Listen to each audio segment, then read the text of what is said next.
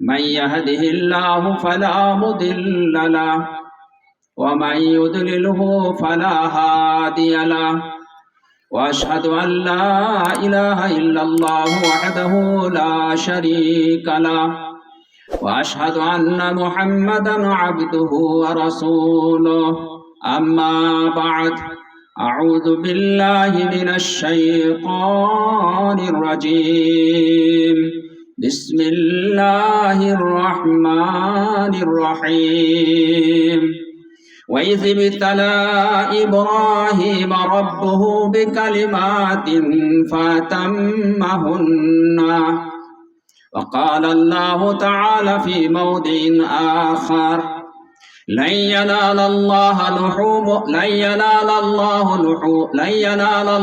لحومها ولا دماؤها ولكن يناله التقوى منكم وقال النبي صلى الله تعالى عليه وسلم بكل شعرة حسنة أو كما قال النبي صلى الله عليه وسلم ফাযাক্কির ফাইন্না যিকরা তানফাউল মুমিনিন। মুমিন শব্দের মধ্যে মুমিন মরদ, মুমিন আওরাত, পুরুষ মহিলা সবাই আছেন। এই যে হাদিস আজকে মজলিস হয়েছে, এখানে হাদিস কোরআনের কথা বলা যাবে। একদিন আল্লাহ নবী মুহাম্মদুর রাসূলুল্লাহ সাল্লাল্লাহু তাআলা আলাইহি সাল্লাম মিম্বারে উঠে সাহাবাগণকে হাদিস কোরআনের কিছু কথা বলছেন। হাদিস কোরআন বলা হলো, সাহাবারা বলছেন আল্লাহর নবীর কথা শুনে আমরাকে লাগে যে আমরা জান্নাত খানা দেখতে পাচ্ছি, আর তার দিকে আমরা অগ্রসর হচ্ছি, যাই আগে বেড়ে যাচ্ছি যে আমরা জান্নাতে প্রবেশ হয়ে যাব। আল্লাহর নবী জাহান্নামের কথাগুলো এমন ভাবে বললেন, আমাদেরকে লাগে কি যে আল্লাহর নবী আমাদেরকে জাহান্নাম থেকে এমন করে ভয়ে ভীত করছেন, এমন ভাবে ডরাচ্ছেন যে আমরা জাহান্নাম থেকে বাঁচার জন্য পিছনে হচ্ছি। এটাই হলো ফাযাক্কির ফাইন্না যিকরা তানফাউল মুমিনিন। ওই সাহাবীরা একদিন আল্লাহর নবীকে, এক সাহাবী এসে বলছেন, আল্লাহর নবী আমি তো মুনাফিক হয়ে গেলাম। আল্লাহর নবী কথাটা শুনে অবাক, কি আবার কোন কথা রে বাবা, মুনাফিক তো আমি এখনই শুনলেন যে মুনাফিক কে কে ছিলেন। আল্লাহর নবী একজন সাহাবীকে নাম করে উল্লেখ করে দিয়েছিলেন যে ওটা মুনাফিক, ওটা মুনাফিক, ওটা মুনাফিক, ওটা মুনাফিক।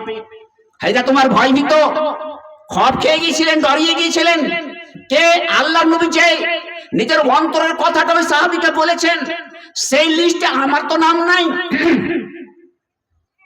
ভয়ভীত হয়ে গিয়েছিলেন। তো সেরকম ভাবে একজন সাহাবী এসে আল্লাহর নবীকে বলছে, আল্লাহর নবী আমি তো মুনাফিক হয়ে গেলাম। আল্লাহর নবী বলছেন, কি কথা বলছো তুমি?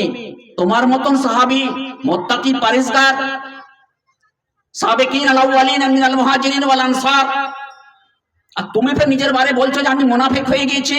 কথাটা কি আছে বলো তো, খুলে বলো। তুমি ভয় খেও না, খুলে বলো আমাকে বাবা, তোমার মনের মধ্যে কি ব্যথা এসেছে, দুঃখ এসেছে, সেটা তুমি আমাকে খুলে বলো। সে সাহাবী আল্লাহর নবীকে বলছেন, আল্লাহর নবী আপনার নিকটে যখন বসে থাকি আপনি হাদিস করেন, বর্ণনা করেন, হাদিসগুলো খুলে খুলে বলেন, কোরআনের আয়াতগুলোকে পড়ে আমাদেরকে বোঝার চেষ্টা করেন, তখন যেন আমাদেরকে লাগে আমরা জান্নাতি মানুষ। আল্লাহু আকবার। আপনি যে কথাটা বলেন যে জান্নাতি লোক এরকম হবে, জান্নাতি লোক এরকম হবে, তার মধ্যে এই গুণটা পাওয়া যাবে, তার মধ্যে এই সিফাতটা পাওয়া যাবে, আমরা নিজকে ভাবি যে আমরা এরকমই আছি, সেই জন্য আমরা বোধহয় জান্নাতি। মনটা যেন খুব বড় হয়ে যায়, মনের মধ্যে একটা উগ্রতা চলে আসে। যাক, আল্লাহ নবী যে কথাগুলো বললেন ওরকম তো আমিও আছি গো, ও বলছে আমিও আছি গো, ওই বলছে আমিও আছি গো, তাহলে গেলে তো আমরা জান্নাতি। আল্লাহু আকবার, কত বড় কথা।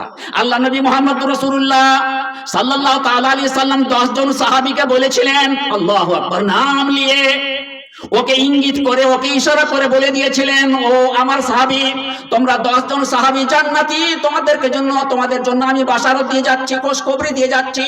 আল্লাহু আকবার। 10 জন সাহাবীকে আল্লাহ নবী জান্নাতি হওয়ার সার্টিফিকেট দিচ্ছেন। বলেন সেই লোকটার মনে কত বড় খুশি হবে গো। আর কাউকে যদি আল্লাহ নবী বলে দিয়েছেন, ইশারা করে বলেছেন, সেটা মুনাফিক, জাহান্নামে যাবে। এক সাহাবী আল্লাহ নবীর সামনে দিয়ে চলে যাচ্ছে। সাহাবাদেরকে আল্লাহ নবী জিজ্ঞাসা করছেন, ও আমার সাহাবীরা বলো দেখি, এই লোকটার বারে তোমরা কি ভাবো? সাহাবীগণ বলছেন, আল্লাহ নবী, আমরা ওর বারে এটাই জানি, সে লোকটা বড় নেককার, ভালো মানুষ, মুত্তাকি মানুষ, পরেজগার মানুষ, সে জান্নাতে যাবে। আল্লাহ নবী বলছেন, তোমাদের ভুল ধারণা, সেই লোকটা জাহান্নামী। আল্লাহু আকবার। বলেন দেখি, যে লোকটার বারে আল্লাহ নবী বলে দিলেন জাহান্নামী, ওর চাইতে খারাপ আর কেউ হবে? যার বারে আল্লাহ নবী বলে দিলেন সেই লোকটা জান্নাতি, ওর চাইতে ভালো আর কেউ হবে দুনিয়া এবং আখিরাতে? যাক, এই কথাগুলো আমি একটা আপনাদেরকে জড়ো করার জন্য, নিকটে নিয়ে আসার জন্য, রোড ধারে এখানে ওখানে দোকানে পাশারে দাঁড়িয়ে আছেন, এ কথাগুলো বলে আপনাদেরকে আমি নিকটে নিয়ে আসার চেষ্টা করলাম। যাই হোক, বহু লোক, বহু মা খালারা এসে বসলেন, আমি নিজের মজুর ওপরে, বিষয়ের ওপরে যেতে চাচ্ছি। আচ্ছা বলেন দেখি, রমজান মাস পার হয়ে গেছে, আজকে কয়দিন হলো? 14 দিন হয়ে গেছে না 13 দিন হয়ে গেছে? মধ্যখানে একটা মাস কেটে যাবে, তারপরে মাসটা যে আসবে, সেই মাসটাকে কোন মাস বলা যায়? জিলহিজ্জা। জিলহিজ্জা মাসে সব চাইতে ভালো আমল, আল্লাহর নিকটে সব চাইতে ভালো আমল কি আছে কেউ বলতে পারবেন? জিলহিজ্জা মাসে আল্লাহর নিকটে সব চাইতে ভালো আমল কটা আছে কেউ বলবেন? আছে তো কয়েকটা। নামাজ তো সব সময়কার জন্য ভালো আমল, করতেই হবে। মান তারাকা সালাতা মুতাআম্মিদান ফাকাদ কাফার। কেউ যদি জেনে শুনে, বাবা মার কথা না মেনে, ওস্তাদের কথা না মেনে, বড়োর কথা না মেনে, তার মুখে জবাব দিয়ে যাও যাও যাও যাও, তুমি যাও, তুমি পড়ছো পড়ো, আমাকে ছাড়ো, আমার পিছনে তুমি পড়িও না, আমার ইচ্ছা যখন হবে তখন আমি পড়বো। মান তারাকা সালাতা মুতাআম্মিদান, মান তারাকা সালাত মুতাআম্মিদান হয়ে গেল। সেই ব্যক্তির জন্য আল্লাহ নবী মুহাম্মদ রাসূলুল্লাহ সাল্লাল্লাহু আলাইহি ওয়াসাল্লাম বলেছেন ফাকাদ কাফার। ভাইরে বন্ধুরে, সামনে দিকে মাস জিলহিজ্জা মাস। কত লোক আমরা গরু পুষি, ঠিক কেন? যে কোরবানির সিজনে বিক্রি করব, পয়সা পাবো, পুঁজিটা বসে রেখে কি ফায়দা হবে? একটা গাভী বকন কিনে নিলাম 5,000 টাকাতে, 3,000 টাকাতে, 7,000 টাকাতে। দেখা গেল সেই বকনটা, সেই বাছুরটা, সেই গাইটা, সেই সমাতে বিক্রি হবে, খাসিটা বিক্রি হবে কততে? 10,000। 7,000-এর জায়গাতে 10,000, 5,000-এর জায়গাতে 9,000, 3,000-এর জায়গাতে 7,000। কত কামালাম গো? 5টা গরু পুষেছি, 5টিয়া 15,000 টাকা হয়ে গেল 2 মাসের মধ্যে। বুদ্ধিটা তো বড় সুন্দর। কিসের জন্য? জানোয়ারটাকে পুষলাম, পাললাম, খানা পানি দিলাম, হেফাজত করলাম, কোরবানির জন্য।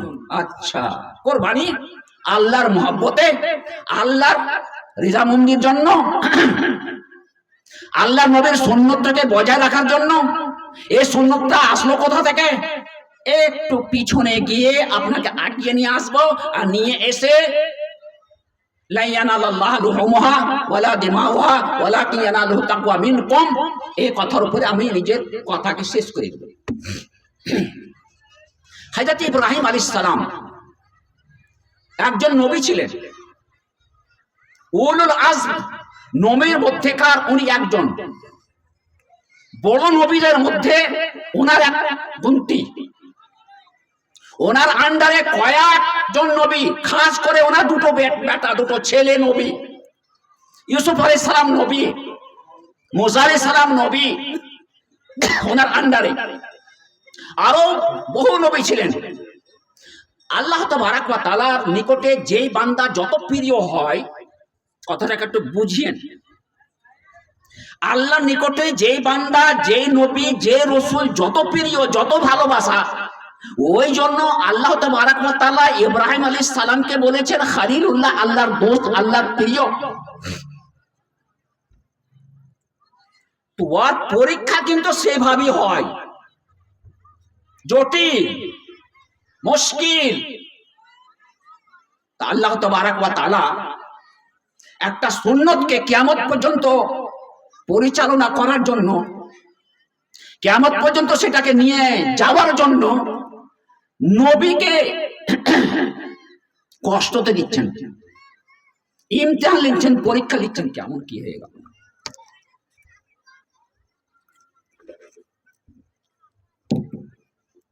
পরীক্ষা নেওয়া আন্দাজটা কি?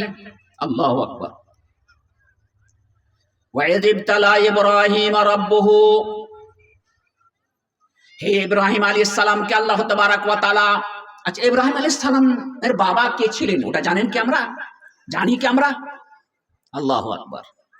ইব্রাহিম আলাইহিস সালামের বাবা পাথরকে হাতুড়ি দিয়ে, নিহান দিয়ে ছিলে ছিলে কুড়ে কুড়ে মূর্তি বানাতেন, আর মূর্তি বানিয়ে বিক্রয় করতেন, আর বিক্রয় করে ওটাকে নিয়ে ওনার একটা মার্কেট বাজার চলতো, ওনার একটা বড় ব্যবসা চলতো। ইব্রাহিম আলাইহিস সালাম পয়দা হলেন, জন্ম নিলেন। বাবাকে হুঁশ হওয়ার পরে পরে কথা বলার সাথে সাথে বাবাকে বলছেন, ইয়া আবাতি, হে আব্বাজান, আপনি এগুলো কোন কি কাজ করছেন জানো? বলছে, কি বলছো তুমি? পাগল হয়েছো নাকি? তুমি আমার ছেলে, আমি তোমার বাবা, তোমার পিতা, আর তুমি আমাকে টুকছো এ কাজের জন্য?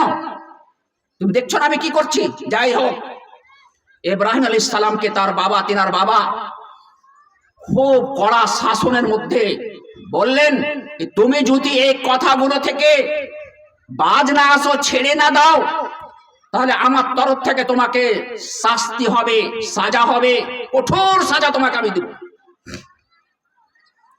এক ইমতিহান ওখানে হয়ে গেল বাবার সাথে। ছোট থেকে বড় হলেন সেই যুগের বাদশা। ইব্রাহিম আলাইহিস সালামের কে মারার চেষ্টা নিল। কি করে মারা যাবে? ওর দিমাগে কথা আসলো, ওকে আগুনে ফেলে পুড়িয়ে দাও, ওকে আগুনে ফেলে পুড়িয়ে দাও। নিজের রাজ্যতে সমস্ত লোককে এলান করে দিল, লোকনি জমা করে আগুন ধরিয়ে দেওয়া গেল। আর আগুন আসমান ছোঁয়া আগুন, সে আগুনে আবার ইব্রাহিম আলাইহিস সালামকে কি করে ফেলা যাবে? মানজানি, একটা উঁচু লকড়ি হয়, আর একটা লকড়ি তার মাথার উপরে দেওয়া যায়, আর এক মাথাতে একটা খুব বড় রাসা বানানো যায়, আর এক মাথাতে একটা লকড়ি দিয়ে যে জিনিসটাকে সে আগুনে ফেলতে হবে ওটাকে বেঁধে দেয়। আর ওই লকড়িটাকে এভাবে হিলাতে হিলাতে হিলাতে এমন করে জোর করে হিলিয়ে দিয়ে ছেড়ে দিবে, সেই জিনিসটা যে সেই আগুনের মধ্যে যে পড়বে। ইব্রাহিম আলাইহিস সালামকে হাতে ধরে নিয়ে আগুনে ফেলতে পারলো না। আগুনের তাপে, আগুনের গরমে মানুষ ছাড়তে পারে না। সেই সময়তে ইব্রাহিম আলাইহিস সালামকে আগুনে ফেলে দেওয়া গেল। আল্লাহ তাবারাক ওয়া তাআলার খলিল, আল্লাহ তাবারাক ওয়া তাআলার বন্ধু, আল্লাহ তাবারাক ওয়া তাআলার দোস্ত, আল্লাহ নিজের মাখলুক আগুনকে বলছেন, হে আগুন, ইয়া নার কুনি বারদাম ওয়া সালামা আলা ইব্রাহিম, হে আগুন, তুমি আমার ইব্রাহিমের প্রতি আরামের জায়গা হয়ে যাও, শান্তির জায়গা হয়ে যাও। আমার ইব্রাহিমের গায়ের যদি একটা লোম পর্যন্ত না জ্বলে, না পুড়ে। ইব্রাহিম আলাইহিস সালাম সে আগুনের মাধ্যম থেকে, ভিতর থেকে সহি সালেম বেরিয়ে চলে আসলেন। ওই ইব্রাহিম কিছুদিন পরে আল্লাহ তাবারাক ওয়া তাআলা ওনাকে ছেড়ে দিলেন। ইসমাঈল আলাইহিস সালাম স্বপ্নতে দেখাচ্ছেন, ইয়া বুনাইয়া ইন্নী আরা ফিল মানামি আন্নী আযবাহুকা ফানজুর মাযা তারা। বলেন দেখি, কারি 5টা ছেলে আছে, 2টো ছেলে আছে, কেউ পারবে? আমি পারবো, আপনি পারবেন? নিজের ছেলেকে ধরে সচিয়ে দিয়ে ছুরি দিয়ে জবাই করার আদেশ আল্লাহ তাবারাক ওয়া তাআলা ইব্রাহিম আলাইহিস সালামকে স্বপ্নে দেখাচ্ছেন। সেই কথাটাকে আল্লাহ তাবারাক ওয়া তাআলা কোরআন মাজিদের মধ্যে উল্লেখ করেছেন। সেটা কোরআন মাজিদে আল্লাহর নবী, আমাদের নবীর প্রতি আল্লাহ নাজিল করছেন। ইয়া আবাতিফ আল মা তুমার। ইব্রাহিম আলাইহিস সালাম যখন নিজের ছেলেকে বলছেন, ফালাম্মা বালাগা মাহু সায়া, যখন ইসমাঈল আলাইহিস সালাম নিজের বাপের সাথে চলাফেরা করতে আরম্ভ করলো, এদিকে ওদিকে যাওয়া আসা করতে আরম্ভ করলো, কুড়কুড়ি মুড়কুড়ি খাবার আদর সময় হয়ে গেল, এটা চাই ওটা চাই, এখানে যায় ওখানে যায়। বাবা বলছে ছেলেকে, ও আমার বাবা শোনো শোনো, আল্লাহ আমাকে স্বপ্নে দেখিয়েছে, খাবে দেখিয়েছে। ইন্নী আরাফিল মানাম, আমি স্বপ্নে দেখেছি, আমি খাবে দেখেছি। আন্নী আযবাহুকা, আমি তোমাকে কোরবানি করছি, আমি তোমাকে জবাই করছি। মাজা তারা, তুমি কি বলতে চাচ্ছ বলো দেখি? তুমি ইনকার করছো না তার জন্য তৈয়ার আছো, তার জন্য প্রস্তুত আছো? ইব্রাহিম আলাইহিস সালাম যেরকম বাবা ছিলেন, নবী ছিলেন, আল্লাহর দোস্ত ছিলেন, সেরকম ভাবে ইসমাঈল আলাইহিস সালামও তেনারই ছেলে ছিলেন। তিনিও বলছেন, আব্বা জান, আপনারই ছেলে আমি, আপনারই কলিজার টুকরা আমি। আপনাকে যে আল্লাহ তাবারক ওয়া তাআলা আদেশ করেছেন, সেই আদেশটাকে আপনি দের করিয়েন না। অতি সত্য আপনি সেই খাবটাকে পূর্ণ করে দেন। ইয়া আবাতিফ আল মা তুমার, যে খাবটা আপনি দেখেছেন সেই খাবটাকে আপনি আমলি জামা পয়না দেখিয়ে দেন, দের করিয়েন না। তার মানে আপনাকে যেটা আল্লাহ আদেশ করেছেন সেই কাজটা আপনি করে ফেলুন, আমাকে আপনি জবাই করে দেন, আমাকে আপনি কোরবানি করে দেন। ছেলেকে সাজিয়ে কুজিয়ে নিয়ে চলে যাচ্ছেন ময়দানে মিনাতে। আর ওখানে গিয়ে আল্লাহর আদেশ মোতাবেকে আল্লাহ তাবারক ওয়া তাআলা সকলকে জানেন। ইসমাঈল আলাইহিস সালামের দিলের অন্তরের কথাটাকেও জানেন, ইব্রাহিম আলাইহিস সালামের অন্তরের ময়াটাকেও জানেন, ময়া মমতাটাকেও জানেন, সমস্ত জিনিসকে জানেন। সেই জন্য আল্লাহ তাবারক ওয়া তাআলা ইব্রাহিম আলাইহিস সালামকে বলছেন, হে ইব্রাহিম, তুমি দুনিয়াতে জানোয়ারকে জবাই করতে দেখেছো, আরো অন্য সময় দেখেছো সমস্ত জানোয়ারকে জবাই করা যায় এই দিক থেকে, হুকুমের দিক থেকে, কিন্তু তুমি তোমার ছেলেকে জবাই করবে, কোরবানি করবে পিছন থেকে। ওটা ফের কি করে হবে? যখন ইব্রাহিম আলাইহিস সালাম নিজের ছেলেকে মুখের ভারে, কপালের ভারে মাটিতে সতিয়ে দিলেন, আর সতিয়ে দেওয়ার পর নিজের ছুরিখানাকে ওর ঘাড়ের উপরে চালাতে আরম্ভ করলেন। সুবহানাল্লাহ। এই কোরবানি আসছে আমাদের সামনে না, আজকে থেকে 1.5 মাস পরে, 2 মাস কাছাকাছি হয়ে যাবে এই কোরবানি। ইব্রাহিম আলাইহিস সালাম নিজের ছেলের গলাতে ছুরি চালাচ্ছেন। আল্লাহু আকবার। আল্লাহ তাবারক ওয়া তাআলা আসমান থেকে আওয়াজ দিচ্ছেন, কাদ সাদ্দাকতা রুয়া ইন্না কাযালিকা নাজিল মুহসিনিন। ও আমার প্রিয় নবী, ও আমার খালিল, ও আমার খালিলুল্লাহ, তুমি নিজের খাবকে, স্বপ্নকে সত্য করে দেখিয়ে দিলে, তুমি তোমার ইমতিহানে পাস করে গেলে। ফালাম্মা তাল্লাহু লিল জাবিন, যখন নিজের ছেলেকে চেহারার ভরে, মুখের ভরে সতিয়ে দিয়ে ছুরি চালিয়ে দিলেন, আসমান থেকে আদেশ আসছে, হে ইব্রাহিম, তুমি নিজের খাবকে পূর্ণ করে দিলে, আর তোমাকে ইমতিহান কিভাবে নিব? আল্লাহ তাবারক ওয়া তাআলার আদেশ হলো, আসমান থেকে জিবরিল আমিন আসলেন, ওনার ছুরির নিচে থেকে ইসমাঈল আলাইহিস সালামকে খিঁচে নিলেন, জান্নাত থেকে একটা দুম্বা জানোয়ারকে, কোরবানি জানোয়ারকে পাঠিয়ে দিলেন। সেই জানোয়ারকে পাঠিয়ে ইব্রাহিম আলাইহিস সালামের ছুরিতে জবাই হয়ে গেলেন। সেই দিন থেকে সুন্নত, এই কোরবানি সুন্নত আজ অবধি কিয়ামত পর্যন্ত চলতে থাকবে। এই সুন্নতটা শুরু হয়ে গেছে। এখন আসেন এখানে আল্লাহ নবী মুহাম্মদ রাসূলুল্লাহ সাল্লাল্লাহু তাআলা আলাইহি সাল্লাম একদিন কোরবানির বারে সাহাবাগণকে বলছেন, সাহাবাদের সামনে যখন বক্তৃতা দিচ্ছেন, বক্তৃতা দেওয়ার মাধ্যমে বলছেন উনি, ও আমার সাহাবীরা, হাদে সুন্নাত আবিকুম ইব্রাহিম, ও আমার সাহাবীরা, এটা হলো তোমার বাবা, তোমাদের আব্বা ইব্রাহিম আলাইহিস সালামের সুন্নত তরিকা। একটা প্রশ্ন জাগে, আমরা উম্মতি হলাম আপনার মুহাম্মদ সাল্লাল্লাহু আলাইহি সাল্লামের, আর সুন্নত আপনি বলছেন যে ইব্রাহিম আলাইহিস সালামের, তো ওনার সুন্নতের প্রতি আমল করতে গেলে আমরা কি পাবো? আমাদের নেকি ফের কোথায় হবে, কেমন করে হবে, কটা নেকি পাবো? আল্লাহ নবী বলছেন, বেকুল্লি শারাতিন হাসানাতুন, তুমি যে জানোয়ারগুলো জবাই করছো, সেই জানোয়ারের পিঠে গায়ে দেখো কতটা লোম রয়েছে, কতটা চুল রয়েছে, কতটা লোম রয়েছে। বেকুল্লি শারাতিন হাসানাতুন, প্রত্যেকটা লোমের বদলে, প্রত্যেকটা চুলের বদলে এক এক করে নেকি দেওয়ানো যাবে। আল্লাহু আকবার। আচ্ছা, আমরা যে কুরবানি করি, কেন করি? সুন্নত কার? ইব্রাহিম আলাইহিস সালামের, অথবা আমার নবীর সুন্নত। সেই জন্য আমরা সুন্নত আমল করে থাকি, সুন্নতের প্রতি আমল করে থাকি। আল্লাহ তাবারক ওয়া তাআলা সে সুন্নতকে, ইব্রাহিম আলাইহিস সালামের সুন্নতকে নিয়ে আসতে শেষ নবী, আমাদের নবী মুহাম্মদ সাল্লাল্লাহু আলাইহি সাল্লামের প্রতি নিয়ে আসলেন। ওর সুন্নাতটাকে জারি রাখলেন, কিয়ামত পর্যন্ত সেটাও থাকবেন। তার সওয়াব, তার নেকিটাকে আল্লাহ নবীর দ্বারাতে আল্লাহ নবী সাহাবীদেরকে বলে দিলেন যে তোমাদেরকে এই সওয়াবে নেকি পাবে তোমরা। কিন্তু এই কাজের পিছনে আমাদের নিয়ত, আমাদের ইরাদা, আমাদের ইচ্ছা কি থাকে? কোনদিন আমরা ভেবেছি? ওই জিনিসটার দিকে আল্লাহ তাবারাক ওয়া তাআলা ইশারা করছেন, ইঙ্গিত করছেন। লা ইয়ানালাল্লাহু লুহুমুহা ওয়ালা দিমাউহা ওয়ালাকিন ইয়ানালু তাকওয়া মিনকুম। আমার তোমাদের কোরবানি, তোমাদের কোরবানির মাংস, তোমাদের কোরবানির খুনগুলো, তোমাদের কোরবানির আরো যা জিনিসগুলো আছে, কোনো জিনিস আল্লাহর কাছে পৌঁছায় না, কোনো জিনিস আল্লাহর কাছে জমা থাকবে না। একমাত্র জমা থাকবে তুমি পাবা তার বদলে, তার এওয়াজে নেকি পাবা। সেটা হলো কি? তাকওয়া। তাকওয়া কাকে বলে?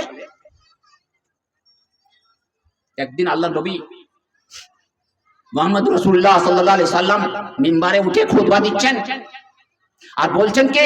আত-তাকওয়া হাহুনা, আত-তাকওয়া হাহুনা, আত-তাকওয়া হাহুনা, ওয়া আশারা বিয়াদিহি ইলা সাদরিহি সালাসা মাররাত। আল্লাহ নবী বলছেন তাকওয়া কাউকে দেখাবার না, যে পুটলি বানিয়ে কাউকে দেখিয়ে দেবো এতটা তাকওয়া আমার দিলে আছে, আমার কাছে আছে। এতটা তাকওয়া গুনতির তাকওয়া নাই, জমির বিঘা সমান তাকওয়া সেটাও না, 100 টাকার পুটলি বা ব্যান্ডেল তাও না। তাকওয়া হলো আল্লাহর ভয়, আল্লাহর খৌফ, আল্লাহর ডর, সেটা দেখাবার না, সেটা হলো তাকওয়া। তার নাম হলো তাকওয়া। তাকওয়া কোন কোন কাজে হাসিল হবে?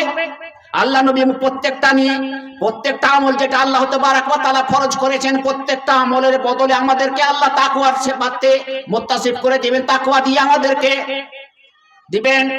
সেটা হলো তাকওয়া। নামাজে তাকওয়া হাসিল হবে, রোজাতে তাকওয়া হাসিল হবে, যাকাতে তাকওয়া হাসিল হবে, রমজান মাসে রোজা রাখতে গেলে তাকওয়া হাসিল হবে, হজ করতে গেলে তাকওয়া হাসিল হবে, সমস্ত কাজে কিন্তু তাকওয়া হাসিল হবে। একজন ভাই 150 টাকা দিয়ে গেলেন মাদ্রাসার জন্য, আল্লাহ ওনার টাকাকে যে নিয়তে উনি দান করেছেন আল্লাহ তুমি গ্রহণ করে নিও, আমিন। তো তাকওয়া দেখাবার জিনিস নাই। তো আমরা কুরবানি যে করে থাকি বা করব, কোরবানির পরের দিন থেকে শুনিয়েন, মোবাইলে দেখিয়েন কতটা লোক খাসির গলায় মালা দিয়ে, কোরবানি জানোয়ারের গলাটাতে মালা দিয়ে গলাটাকে ধরে আছে, ফটো করে একদম হোয়াটসঅ্যাপে ছেড়ে দিচ্ছে, দিয়ে একদম এত টাকার কোরবানি, এত লক্ষ টাকার কোরবানি, এত দামের কোরবানি, এমন সুন্দর কোরবানি, এ প্রচার প্রসার করতে আরম্ভ করছেন। এটা তাকওয়া না, এটা তাকওয়া না। ওই তাকওয়া, যে তাকওয়া ইব্রাহিম আলাইহিস সালাম নিজের ছেলের ঘাড়ের উপর গর্দনে গলাতে ছুরি চালিয়েছিলেন, আল্লাহর আদেশ পালন করতে গিয়ে, আল্লাহর হুকুমটাকে মানতে গিয়ে, আল্লাহর হুকুমটাকে আদায় করতে গিয়ে, যেই কথার দিকে ইসমাঈল আলাইহিস সালাম নিজের বাবাকে বলেছিলেন, আব্বা জান আপনি একজন নবী আর আমি নবীর ছেলে, আপনার ছেলে, আপনার কথা মতে আমি চলার জন্য তৈয়ার রয়েছি, আমি আপনার কথা থেকে এক ইঞ্চিত পরিমাণ আমি বাইরে নই। ইয়া আবাতি ফাল মা তুমার, আপনি এক্ষুনি করে ফেলুন, অতি সত্বর করে ফেলুন, দের করিয়েন না, নজির আল্লাহর কোন আরো হুকুম চলে আসতে পারে, আমি কোরবানি হওয়া থেকে বেঁচে যাব নাকি, আমি কোরবানি হতে মাহরুম হয়ে যাব নাকি, আপনি অতি সত্বর করে ফেলুন। আল্লাহু আকবার। সাতাজুদুনি ইনশাআল্লাহ মিনাস সাবিরিন, আমি, আপনি আমাকে সবর করনেওয়ালার মধ্যে পাবেন। সাতাজুদুনি, অবশ্যই অবশ্যই আমাকে আপনি পাবেন। আপনি ছুরি চালাবেন, আমি চিৎকার করব না। আপনি ছুরি চালাবেন, আমি হাত পা মারবো না। আপনি ছুরি চালাবেন, আপনি বাবা বলে আওয়াজ দিব না। আপনি ছুরি চালাবেন, আমি মাকে বলে আওয়াজ দিব না। আপনি ছুরি চালাবেন, আমি কোন রকমের শব্দ বলবো না। সাতাজুদুনি ইনশাআল্লাহ মিনাস সাবিরিন, আমাকে আপনি সবর করনেওয়ালা পাবেন। আল্লাহু আকবার। এই কোরবানি আমরা করতে যাচ্ছি। ভাইরে বন্ধুরে, কোরবানি করার সময় ওইগুলো জানোয়ার কোরবানি করা সবচাইতে ভালো, যেইগুলো জানোয়ার নিজের বাড়িতে পুষে রেখেছি বছর, 1.5 বছর, 6 মাস, 9 মাস ধরে, সেই জানোয়ারগুলো কোরবানি করতে গেলে অন্তরটা যেন কেঁপে উঠে, কেঁদে উঠে। আমার মতো গুনাহগার পাপী বছর, 1.5 বছর, 2.5 বছর, 3 বছর ধরে যে খাসিগুলো বাড়তে রাখি, পালন করি, খাসিটা এমন মানুষ হয়ে যায়, আমি যাহা বসতে গেলাম কুর্সিতে, এসে আমার এখানে পা দিয়ে হিলান লাগিয়ে দাঁড়িয়ে যাবে। আমি যাহা খেতে বসলাম আশেপাশে দাঁড়িয়ে যাবে, খানাতে মুখ দিবে না। যখন ওকে আমি আগিয়ে দেবো তখন খেয়ে নিয়ে চলে যাবে, ফিরে চলে যাবে। কত মায়া, কত মমতা, আর চোখ দিয়ে জল বের হয়ে যায় সেই খাসি, সেই কোরবানি জানোয়ারের উপরে ছুরি চালাতে গিয়ে। অনেক লোকের বারে শুনেছি আমি, যে লোকটা বাড়িতে কোরবানি জানোয়ার পুষে পেলে কোরবানি করে, সেই লোকটা কোরবানি মাংস খেতে পারে না। যে আমার মতন মানুষ যে জানোয়ারকে যে কোরবানিকে আমি পুষেছি সেই জানোয়ারের মাংস আমার মতো মানুষ খেতে পারবে না, তাই বলে হারাম নাই তার প্রতি, জায়েজ হালাল। কুলু ওয়াদাখিরু ওয়াতিমু, খাও খিলাও জমা রাখো, আল্লাহ নবী মুহাম্মদ রাসূলুল্লাহ সাল্লাল্লাহু তাআলা আলাইহি সাল্লাম বলেছেন। তাই বলি এই কোরবানি যে আমাদের সামনে আসছে, কোরবানি যেন আমরা এই জিনিসগুলোকে স্মরণ রেখে কোরবানি করি। আল্লাহ নবী ইব্রাহিম আলাইহিস সালামের ওয়াকিয়াটাকে সামনে রাখি, তিনার ছেলে ইসমাইল আলাইহিস সালামের কথাটাকে মনে রাখি, তারপরে আমাদের নবী মুহাম্মদ রাসূলুল্লাহ সাল্লাল্লাহু তাআলা আলাইহি সাল্লাম। সেই হিসাবে বলি কোরবানি যেন আমরা এই ইহসাসটা নিয়ে, এই অন্তরে জায়গাটা রেখে, জায়গাটা দিয়ে কোরবানির মায়া মমতাটা রেখে আমরা যেন কোরবানি করি। আর একটা কথা বলি, আল্লাহ নবী মুহাম্মদ রাসূলুল্লাহ সাল্লাল্লাহু আলাইহি সাল্লাম বলছেন, হে কোরবানি করো, আত্মীয় স্বজনকে দাও, পাড়া পড়োশকে দাও, যে কোরবানি করতে পেরেছে তাকেও দাও, যে কোরবানি করতে পারেনি তাকেও দাও। কুলু ওয়াতিমু ওয়াদাখিরু, খাও, নিজে খাও, খিলাও, জমা রাখো। আগেকার হুকুম ছিল 3 দিন ভর 3 দিন কোরবানি করতে হবে বা 4 দিন কোরবানি করতে হবে, আর কোরবানি করা শেষ, খাওয়া শেষ, জমা করা চলবে না। সেই আদেশটাকে আল্লাহ নবী মুহাম্মদ রাসূলুল্লাহ সাল্লাল্লাহু আলাইহি সাল্লাম পরবর্তী হাদিসে এই হাদিসটা কুলু ওয়াতিমু ওয়াদাখিরু এই হাদিসটা বলে দিয়ে ওই হুকুমটাকে খতম করে দিলেন, যে না, একে রাখতেই পারো 2, 4, 10 দিন, 5 দিন, 15 দিন, 20 দিন পর্যন্ত রেখে খেতে পারো, কিন্তু আত্মীয় স্বজনকে দিয়ে, গরিব দুঃখীকে দিয়ে, পাড়া পড়োশকে দিয়ে, যার বাড়িতে হয়তো কোরবানি নাই তাকে দিয়ে, সব লোককে দিয়ে বেটে চুটে খাও। ভাইরে বন্ধুরে, কথাগুলো বললাম বড় অন্তরে একটা আকাঙ্ক্ষা নিয়ে, আর মান নিয়ে আল্লাহর কাছে দোয়া করি, আল্লাহ গো, আমরা তোমার নবী, তোমার দোস্ত নবী খলিলুল্লাহ, তোমার প্রিয় নবী খলিলুল্লাহ ইব্রাহিম আলাইহিস সালামের সুন্নত, আল্লাহর নবীর সুন্নত, ওনারা যেভাবে কোরবানি করেছেন ওইভাবে আমাদেরকে কোরবানি করে আল্লাহ তুমি তৌফিক দান করো, আর আমাদেরকে সেই পথে চলার পথিক বানাও, আমরাও যেন একটা নমুনা বনি আল্লাহর রাস্তায় কোরবানি করতে পারি, আর আমাদের কোরবানিগুলো আল্লাহর কাছে জমা হয়। এখান থেকে আমি নিজের কথা এখান থেকে শেষ করলাম। বলার মাধ্যমে ভুল ত্রুটি হতে গেলে, আমি বাঙালি মানুষ নই, আমি বিহারি মানুষ, কিন্তু আপনাদের পরিবেশে থেকে বাংলা শিখে গিয়েছি। আমাকে কিন্তু উর্দুতে ভাষণ দিতে বলেন, আমি ঘন্টা 2 ঘন্টা ধরে বাংলা উর্দুতে তাকরি করে নেবো, কিন্তু বাংলাতে বলতে গিয়ে আমার কথাটা হারিয়ে যাচ্ছে। আপনাদের সাথে উঠা বসা করে কিছু শিখে গেছি, এই হিসাবে আপনাদের সামনে কিছু বাংলাতে বলে নিলাম।